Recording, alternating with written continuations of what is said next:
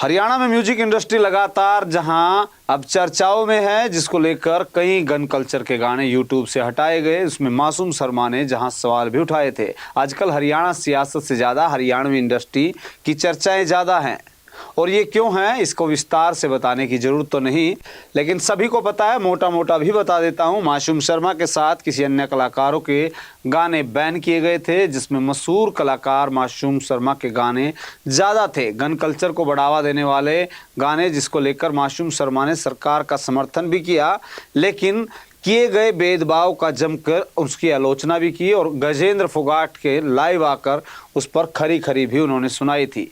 अब एक तरीके से कहे तो मासूम शर्मा ने गजेंद्र फोगाट का इलाज कर दिया है। बड़ी बात यह है कि मासूम शर्मा की बढ़ती लोकप्रियता को देखते हुए भाजपा के नेता भी मासूम शर्मा से संपर्क बढ़ा रहे हैं। नमस्कार। कलाकारों का मुद्दा सड़कों से लेकर सदन तक लगातार गूंजा, लेकिन सवाल ये नहीं कि उनके गाने डिलीट हुए या इसके बाद कई कलाकारों के गाने भी हटाए गए, लेकिन सरकार में ओएसडी रहे कलाकार का गाना भी अब हटा दिया गया है, जिस पर मासूम शर्मा भड़के थे। जी हाँ, हम बात कर रहे हैं गजेंद्र फोगाट की।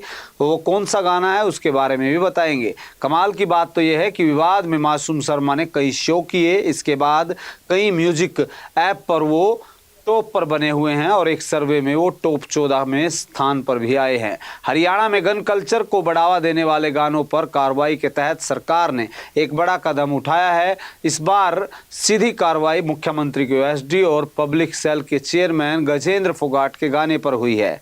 गजेंद्र फोगाट का गाना है जो हटा दिया गया है, उसका नाम है तड़के पावेगी लाश नहर में। यूट्यूब से उसको हटाया गया है। इस गाने को 20 सितंबर 2020 में अपलोड किया गया था, और अब तक करीब 25 लाख से ज़्यादा इस पर व्यूज़ हैं। और गाने को लिखा अमित सैनी रोहतकिया ने थे, जबकि आवाज़ गजेंद्र फोगाट ने दी थी। यह कार्रवाई तब सामने आई जब हरियाणवी सिंगर मासूम शर्मा ने खुले मंच से आरोप लगाया था कि गन कल्चर के नाम पर उनके गानों को ही टारगेट किया जा रहा है, जबकि सत्ता से जुड़े कुछ लोग ऐसे गाने गा रहे हैं।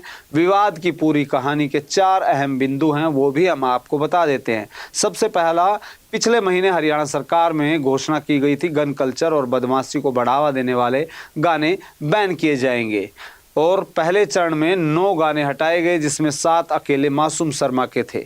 दूसरा मुख्य कारण, 14 मार्च को मासूम शर्मा सोशल मीडिया पर आए, लाइव आकर सरकार पर निशाना साधा, आरोप लगाया कि एक वरिष्ठ अधिकारी के कहने पर यह कार्रवाई हुई है। तीसरा मुख्य कारण, इसके बाद मुख्यमंत्री के ओएसडी गजेंद्र फोगाट का ऑफिस खाली कराया गया, और अब उनके गाने पर भी प्रतिबंध लगाया गया है और उसको हटा दिया गया है। 30 से ज़्यादा गाने हटाए जा चुके हैं। चौथा, मासूम शर्मा को गुरुग्राम और जयपुर में गाने बैन किए गए। गाने पर भी उस पर रोक लगाएगी। दोनों सिंगर के बीच अब आरोप प्रत्यारोप का दौर चल रहा है।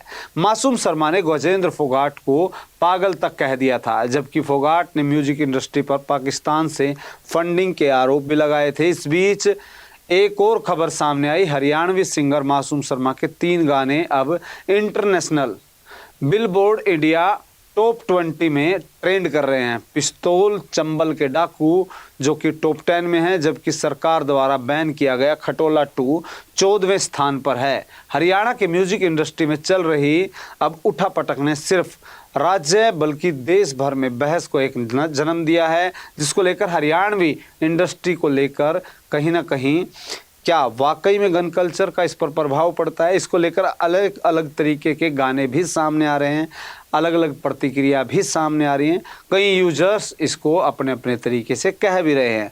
लेकिन हाल ही में गजेंद्र फोगाट का, जो कि हरियाणा सरकार में ओएसडी गजेंद्र फोगाट का गाना जो डिलीट किया गया है, इसको लेकर आपकी क्या प्रतिक्रिया है, और तमाम जिस तरीके से अब गाने बैन होने के बाद मासूम शर्मा हर जगह ट्रेंड कर रहा है, इसको लेकर भी आप अपनी प्रतिक्रिया दे सकते हैं।